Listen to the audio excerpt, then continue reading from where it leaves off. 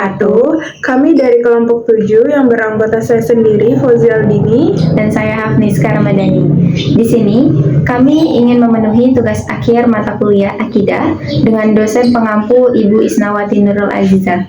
Tugas akhirnya adalah mewawancarai salah satu RT dan RW tentang implementasi tauhid dalam masyarakat.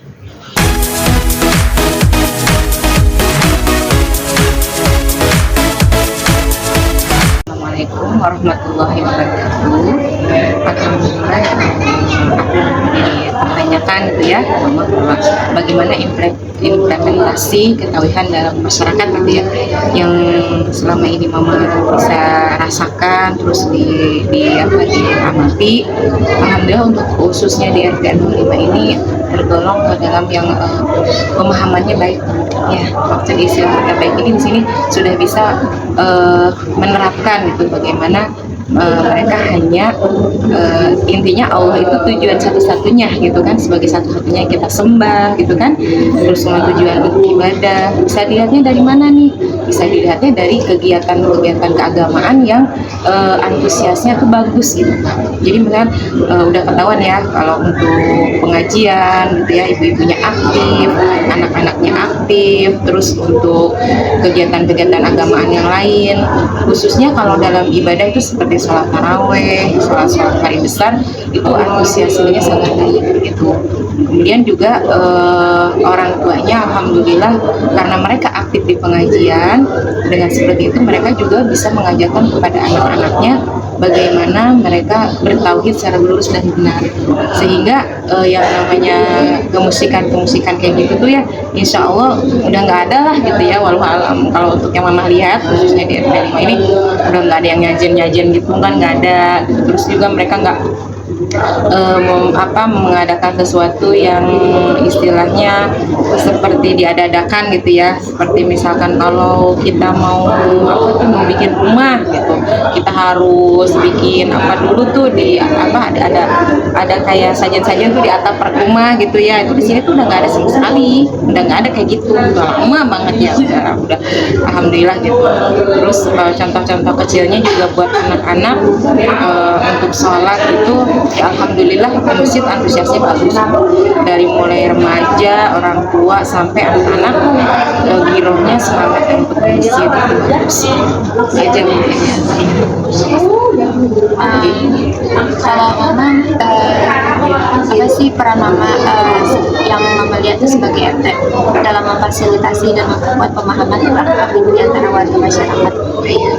Dan itu salah satunya kita ada media pengajian ya, kita ada pengajian ibu-ibu, ada taklim ya. Di situ diajarkan bagaimana tentang tata cara beribadah, bagaimana tentang pelajaran memperlancar membaca Al-Quran ya, dan tafsir juga, sehingga apa yang dibaca itu bisa ditadaburi, bisa dipahami sama ibu-ibu hingga nyampe ilmu gitu kan, bahwa di dalam Al-Quran itu sudah dijelaskan semuanya bahwa tiada Tuhan selain Allah, bagaimana cara kita beribadah kepada Allah ya, dan Allah sebagai satu-satunya itu sudah ada medianya langsung dari ibu-ibu. Dan anak-anak juga kita ada pengajian ya setiap sore atau habis maghrib kita ada pengajian anak-anak, di mana materinya dalam seminggu itu ada salah satu malam materi tentang tauhid. Tapi tauhidnya tauhid pada anak ya, tauhid dasar gitu, hanya tauhid dasar. Nama-nama bagaimana kan sifat-sifat Asmaul Husna, sifat-sifat Allah gitu ya, terus sifat-sifat Rasul, nama-nama Nabi, pokoknya yang bersifat dasar sudah dikenalkan di pengajian anak-anak.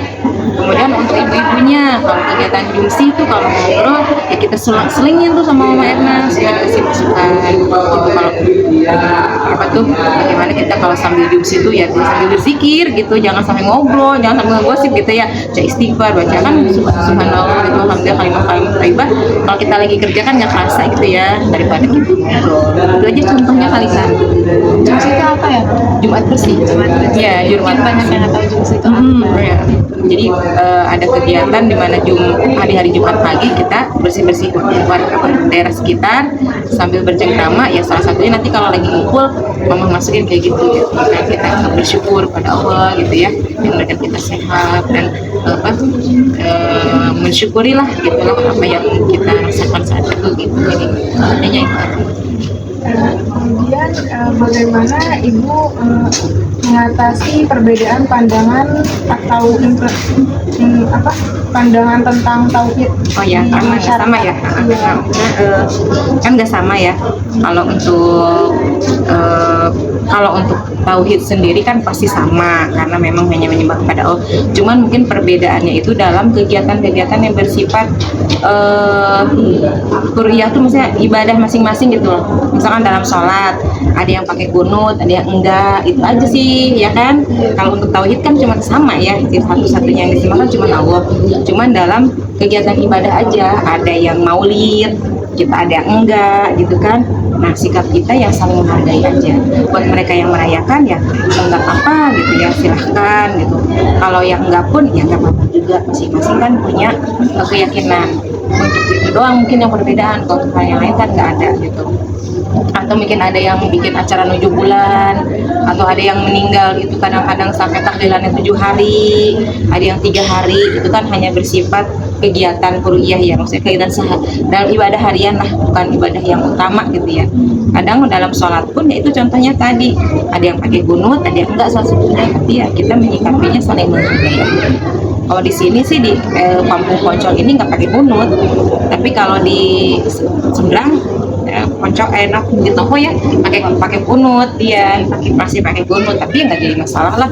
Kalau orang Poncol soal di sana yang ikutin gitu pakai kunut, kalau orang Cilanopo ke sini yang ngikutin nggak pakai kunut gitu. Jadi saling menjaga aja, saling menghargai. Alhamdulillah sejauh ini nggak ada gesekan. Selanjutnya Mama tuh ada nggak sih program atau kegiatan yang Mama lakuin atau direncanain buat mempromosikan dan meningkatkan pemahaman tentang tauhid di kalangan warga masyarakat? Program apa yang Mama lakukan atau kegiatan apa? Pengen gitu ya, ngadain apa ya, Mungkin udah dilakukan atau belum, baru direncanakan? ya sementara ini sih belum ada ya, hanya itu aja. Jadi pengenalan tauhid dasar pada anak di pengajian anak-anak. Kalau untuk kegiatan yang lain kayaknya nggak ada deh. Contohnya seperti apa? Kalau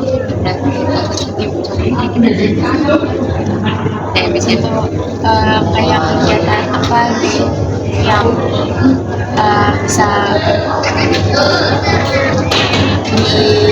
dipahami sama anak-anak itu. untuk masyarakat masih dalam implementasi tauhid kegiatan kegiatannya Ya sebenarnya itu aja sih Kak. Jadi kita mengenalkan sama anak-anak bahwa mengenal Allah, bahwa Allah satu-satunya Rabb yang harus kita sembah, Rabb yang menciptakan alam ini semua. Semuanya ada tugas kita sebagai makhluk menyembahnya, untuk kita ibadah kita. Jadi kita kegiatannya itu dalam setiap pengajian itu ada satu minggu, dalam satu minggu itu 1 hari isi dengan pelajaran tauhid dasar buat anak-anak itu aja.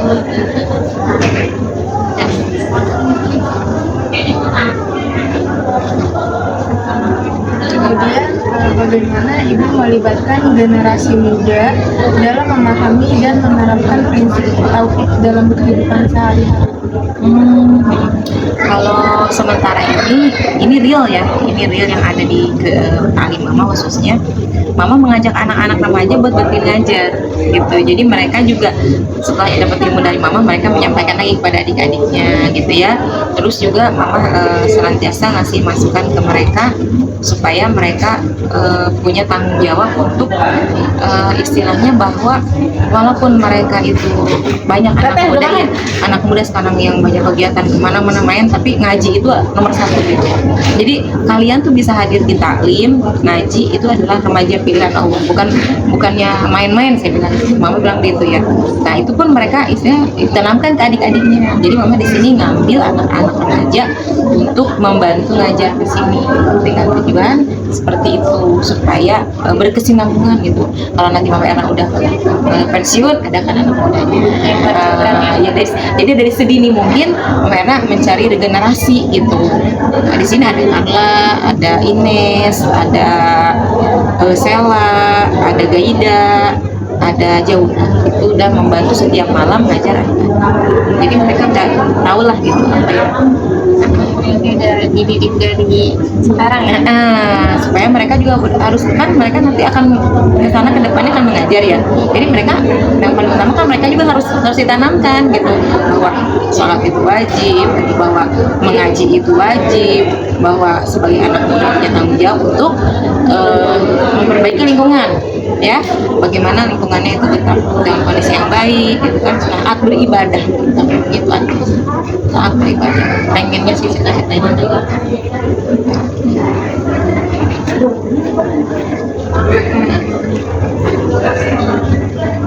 Apa sih Mama hambatan atau tantangan terbesar yang Mama temuin dalam mengimplementasikan tauhid dalam masyarakat? Terus bagaimana cara Mama buat mengatasi itu? Hambatan ini memang ada ya kayak ya terkait kalau hambatan itu mungkin karena anak-anak itu kan pola asuhnya dari rumah. Jadi untuk menghasilkan hasil yang baik itu harus ada saling dukungan dengan orang tua. Bener nggak? Nggak bisa dari mama aja sendiri, nggak bisa.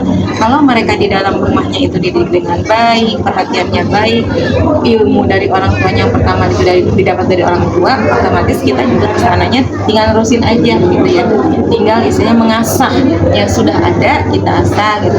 Nah yang menjadi hambatan itu sekarang itu fenomenanya orang tua itu gini Kak, mau ngaji kayak mau nggak bodo amat, mau sholat enggak, mereka juga enggak kayak zaman dulu. Kalau zaman dulu kan anak nggak pergi ngaji digebuk gitu ya, kakinya dicempret, mereka nggak sholat dijewer di apa. Sekarang itu fenomenanya orang tua udah sebodoh aja gitu, anak lalai gitu sama anak kelihatan sih sholat tapi dipastikan sholat yang baik atau enggak ya, pergi atau kesananya enggak.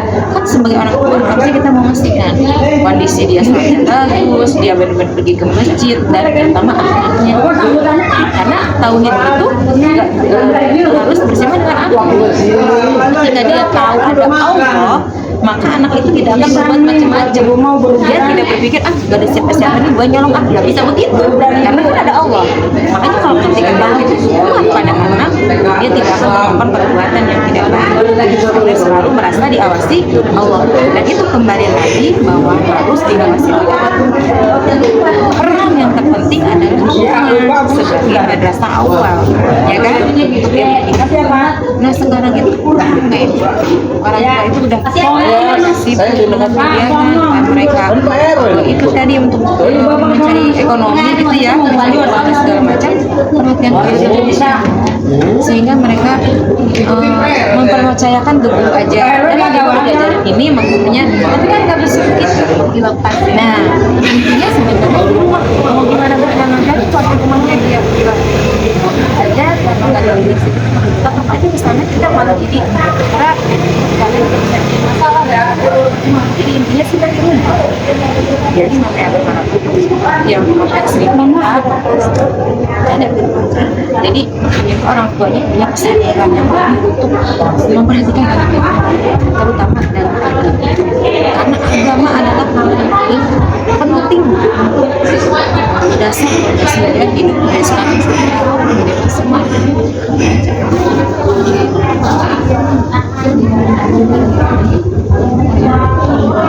Anak terkait dengan implementasi tauhid dalam masyarakat di masa depan dan apa langkah-langkah yang akan Ibu ambil untuk mencapai tujuan. Ya harapannya itu tadi ya, jadi anak-anak terciptalah generasi intinya mengenal Allah sebagai Tuhannya, bertauhid yang lurus, yang baik, sehingga tidak mengikuti ajaran-ajaran yang sesat gitu ya. Karena ya itu akan menyesatkan nanti. Harapannya itu jadi orang tua juga perhatian, aware sama anaknya, terus agama agama sebagai fondasi yang utama dalam kehidupan gitu ya. Harapannya itu menimbulkan kesadaran kepada bahwa menikah nih mendekatkan anaknya pada Allah. Terus langkah-langkahnya itu tadi mungkin harapannya kedepannya orang tua lebih aware sama anak-anaknya dan lebih diutamakan dalam pendidikan agamanya, karena hanya agama yang bisa membentengi ya mereka supaya menjadi generasi penerus yang berakhlak mulia gitu ya, berakhlak baik, beribadah dengan lurus dan benar, nggak gampang terbawa-bawa yang salah gitu kan. Ketika ada yang ngajak kan dengan sekarang dengan akidah yang salah kan mereka jadi punya pemahaman yang salah. Udah sekarang mah kalau mau jihad bikin bom aja, bom bunuh diri, kan pemahamannya salah. Gua mati jihad ini gitu, padahal jihad itu nggak seperti itu. Nah itu kan pemahaman yang salah yang ada pada anak muda sekarang. Ketika mereka tidak punya pemahaman yang benar tentang akhir, tentang Tuhannya gitu kan, mereka juga menyepelekan gitu kan. Ya gampang lah sholat nanti aja kalau udah tua gitu ya. Mending kalau umurnya nyampe gitu kan, bahwa dia belum paham bahwa tugas dia sebagai hamba itu adalah untuk beribadah kepada Allah Subhanahu aja kali ya. Wawancara informasi tentang implementasi tauhid dalam masyarakat. Kita aja Assalamualaikum warahmatullahi wabarakatuh. Waalaikumsalam warahmatullahi wabarakatuh. Sekarang kami sudah bersama Bapak Syafiq Pak Haji Daiman selaku RW di mana Pak? di Kelurahan Depok RW 15 Kelurahan Depok. Ya. Kelurahan Depok. Kecamatan Panjangmas, Kota Depok.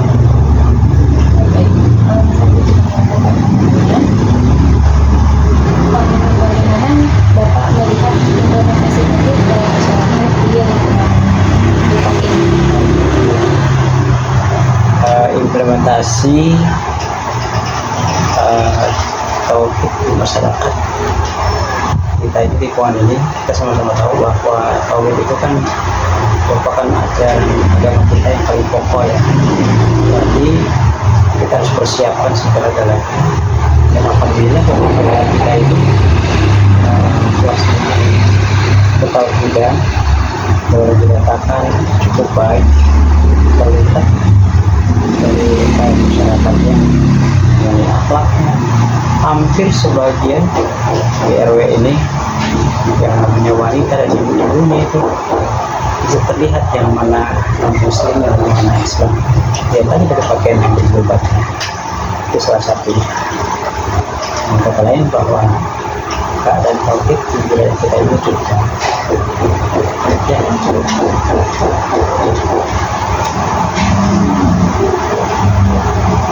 terus apa? Nah, selanjutnya apa peran yang Bapak lihat sebagai RW dalam memfasilitasi dan memperkuat pemahaman tentang tauhid di antar masyarakat di sini? Jadi peran kita sebagai ketua RW di dalam memfasilitasi dan juga memperkuat pemahaman ini, kita sudah berupaya seperti mungkin fasilitas-fasilitas yang mengarah kepada ketaatan dari masyarakat. Kita di sini banyak sekali majelis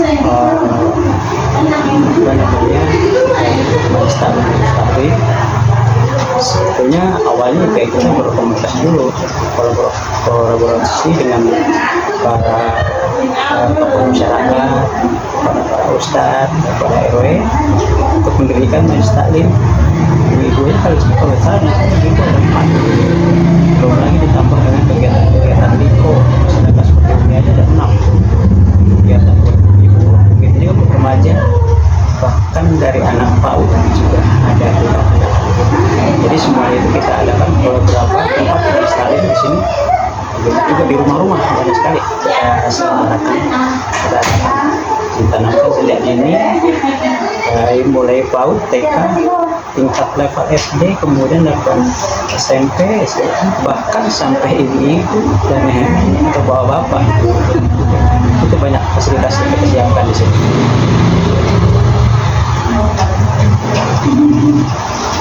Selanjutnya, apakah ada program atau kegiatan yang Bapak lakukan atau direncanakan untuk mempromosikan dan meningkatkan pemahaman di kalangan program tersebut?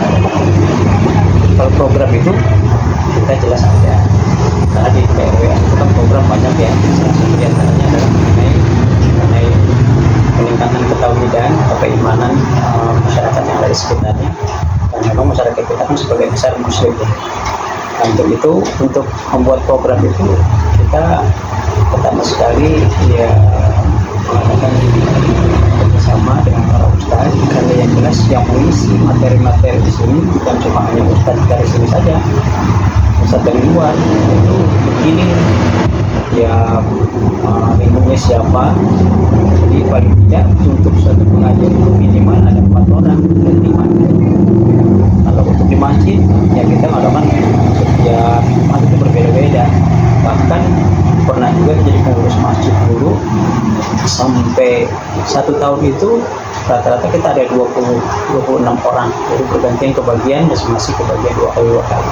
Itu pertama, kita bekerja sama dengan semuanya. Kemudian yang kedua, kita kita bekerja sama juga dengan para RT agar nanti kegiatan-kegiatan antara RT yang satu dengan RT yang lain tidak bentrok begitu harinya. Begitu juga kepada lingkungan. Kebetulan kita kan perbatasan ya, perbatasan antara wilayah Sukmajaya dengan Banjarmasin. Kita pun mengadakan kerjasama dengan lingkungan yang ada di sekitarnya, terutama lain di lingkungan kita ini. Kenapa? Karena masyarakatnya masih berdekatan, mau tidak mau kita harus adakan kerjasama. Adapun kegiatan-kegiatannya, program-program kegiatannya, yaitu diantaranya ya penanaman akhlak yang paling inti, kemudian penanaman masalah tarbiyah anak-anak, kemudian semuanya. Yang intinya adalah untuk menanamkan kepada para jemaah di wilayah kita ini, yaitu untuk meningkatkan ketauhidan masyarakat. Bukan lagi tentu lagi itu. Terus bagaimana Bapak membantu warga masyarakat dalam menghadapi tantangan atau kesulitan yang berkaitan dengan implementasi tauhid dalam kehidupan sehari-hari? Cara kami membantu dalam menghadapi tantangan atau kesulitan di masyarakat itu sudah pasti ada. Tantangan untuk meningkatkan keimanan, ketakwaan, dan akhlak. Tantangannya ada saja. Apalagi sekarang ini kan banyak sekali gangguan-gangguan masyarakat. Tantangan-tantangan ini ya kita hadapi dengan cara bersama kepada para tokoh masyarakat ini. Dan tadinya memang sebelumnya luar biasa, namanya gangguan narkoba itu luar biasa banyak. Jadi kita bekerja sama dengan kepolisian juga, bahkan kita mengadakan pembinaan kepada anak-anak remaja terutama yang andai kata ada seperti itu. Alhamdulillah sekarang ini sudah berhasil kita sampai tidak sama sekali terdengar yang namanya gangguan dari masyarakat berupa gangguan narkoba. Cuma paling ada saja kadang di malam hari ini ada orang-orang yang ya suka curi-curi gitu ya, curi-curi motor sebagainya. Tapi alhamdulillah baru seminggu yang lalu sudah ketangkep mereka, ada tukang ngamen nyuri ya, kita langsung tangkap. Kemudian tadi kita mencari polisi sudah datang kemarin, tapi kita akhirnya tidak kita serahkan polisi, kita serahkan aja ke RT nya, kebetulan dari wilayah Colo dan Sulawesi. Nah itu hanya sifat gangguan-gangguan yang sifatnya insiden aja, tidak datangnya tidak dari warga kita, tidak. Kemudian selanjutnya lagi juga yang namanya tantangan memang pasti ada. Dengan adanya tantangan itulah akhirnya kita punya semacam upaya strategi untuk melakukan semuanya. Maka itu kita adakan kegiatan-kegiatan, kesibukan baru mulai anak-anak yang tahu sampai dengan orang tua. Kita adakan kegiatan-kegiatan macam lomba-lomba dan sebagainya. Itu diantaranya untuk menghadapi tantangan kesulitan yang berkaitan dengan implementasi tauhid. Ya. Selanjutnya, apakah ada upaya untuk mengajar atau berceramah tentang tauhid kepada warga masyarakat. Iya. Kalau mengenai apa namanya upaya mengatasi perbedaan pandangan tentang tauhid, kita ada kerjasama jelas melibatkan kepada para pemuka agama, yaitu kepada para ustadz yang ada di sekitar, baik ustazah yang ada di sekitar. Kita adakan kegiatan bersama, dalam arti bersama membuat program bersama, dan kemudian materi-materi ini juga begitu. Ada yang materi tauhid, ada yang materi akhlak, ada yang masalah pembelajaran tentang Al-Quran.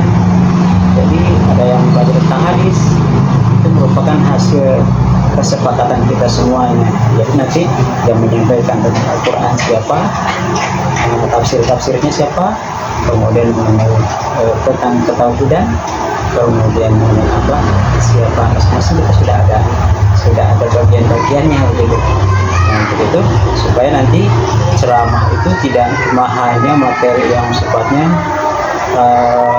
yang umum-umum saja. Jadi ada fokus minggu ke ini, pelajaran apa, minggu ke ini, pelajaran apa. Termasuk ibu-ibu juga. Ibu-ibu juga ada bagian-bagiannya. Hari minggu pertama pelajaran apa, kedua pelajaran apa. Yang kesemuanya intinya adalah untuk meningkatkan tentang ketauhidan.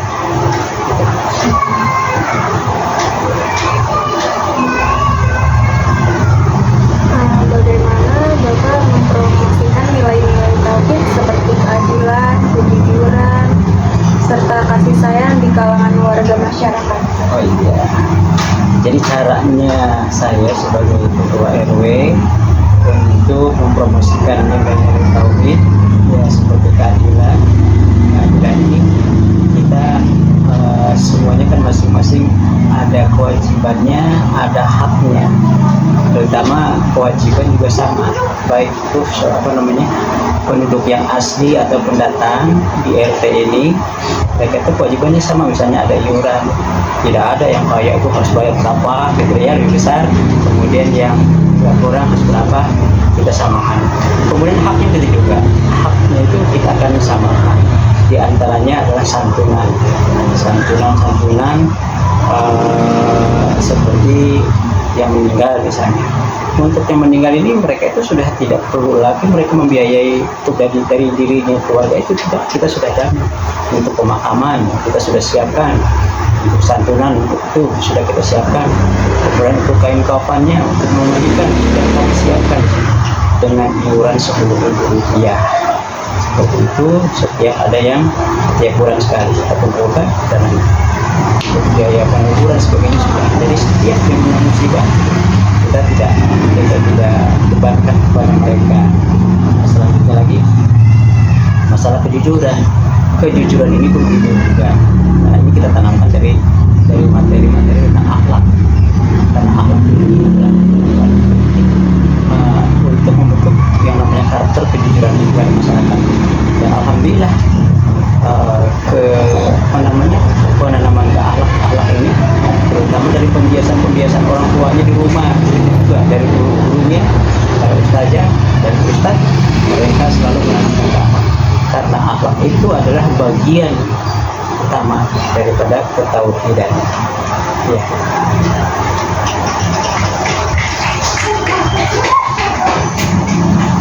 Selanjutnya, bagaimana Bapak melibatkan generasi muda dalam memahami dan menerapkan prinsip-prinsip tauhid dalam kehidupan sehari-hari? Di dalam melibatkan generasi muda dalam memahami penerapan prinsip-prinsip ini, kita awali dengan cara mereka itu membentuk semacam kelompok-kelompok liko. Liko itu artinya kan ada pertemuan ya. Jadi mereka itu kita bentuk, ada yang bagiannya malam apa, yang diikuti oleh siapa-siapa. Yang jelas mereka itu kelompok-kelompok ini adalah sederajat. Kalau mereka ada yang lebih pintar, kemudian kita alihkan ke kelompok yang ini untuk ikuti pengajian-pengajian seperti itu. Nanti ada yang lebih hebat lagi, kita akan taruh lagi lebih di atas. Dan itu kelompok-kelompok itu maksimal kita 8 orang kegiatan-kegiatan itu di remaja itu. Nah, selanjutnya dari situlah penanaman tentang ketahuan mereka tentang sholatnya, kemudian kita perhatikan di sana, kemudian langsung kita taruh membaca Al-Qur'annya. Dan kebetulan alhamdulillah di sini anak-anak kita ini sudah punya banyak yang mulai ada kesadarannya orang tua itu untuk menyekolahkan yang namanya pesantren. Di sini sudah saya perhatikan sudah banyak anak-anak pesantren. Jadi anak-anak pesantren itulah nanti yang sudah tamat, seperti anak saya sebagainya, dia akan memimpin satu liko gitu kegiatan itu ditanamkan. Jadi mereka itu di dalam kegiatan keseharian juga mereka akan merasa malu sendiri, seperti tidak melaksanakan sholat berjamaah, itu malu sendiri karena kelihatan satu kelompok ini masing-masing mereka nanti akan merasa, wah kelompok saya hari ini tidak ada yang tidak absen nih gitu ya, sholat subuh misalnya, mereka merasa malu sendiri. Nah itu diantaranya cara melibatkan generasi. Nah kemudian ada kegiatan-kegiatan lainnya seperti muharaman. Nah, ada acara lomba-lomba, itu semuanya remaja yang kita perintahkan. Bahkan kita juga menghendaki memang suatu kampung berhasil atau tidaknya sangat tergantung kepada remajanya. Kalau remaja mereka ya sudah jauhi masjid, menjauhi pengajian, ini alamat 10-20 tahun yang akan datang di kampung itu akan hancur deh. Maka itu orang tua berkewajiban mereka menanamkan semuanya. Ya itu. Kemudian apa hambatan atau tantangan terbesar yang Bapak temui dalam mengimplementasikan tauhid dalam masyarakat dan bagaimana mengatasinya? Hambatan atau tantangan yang terbesar yang pernah ada di kita, di antaranya dia terutama masalah tauhid ya, masalah kepercayaan kepada Tuhan. Mereka itu masih ada saja mereka orang-orang yang memiliki pemahaman yang berbeda, bahwa ajaran A ini dia laksanakan, dibilang ada dasarnya, tapi sementara orang yang sudah paham ini tidak ada ajarannya dari Al-Quran dan As-Sunnah, gitu kan. Nah dari situlah langsung kita ini merupakan sesuatu sesuatu yang biasa lah gitu ya. Dari kesempatan itulah kita ambil peran. Gimana caranya? Ya kita bertabayun satu dengan yang lainnya, yuk kita belajar sama-sama yuk. Kalau dibilang ini adalah ada ajaran dari sunnahnya, dari Rasul, dari Al-Quran, coba lihat sana. Yang sini mengatakan tidak, kalau sana Al-Quran ya ada adanya. Karena sekarang banyak sekali agama itu yang luar biasa, orang mengamalkan sesuatu yang sangkanya kayak agama padahal bukan.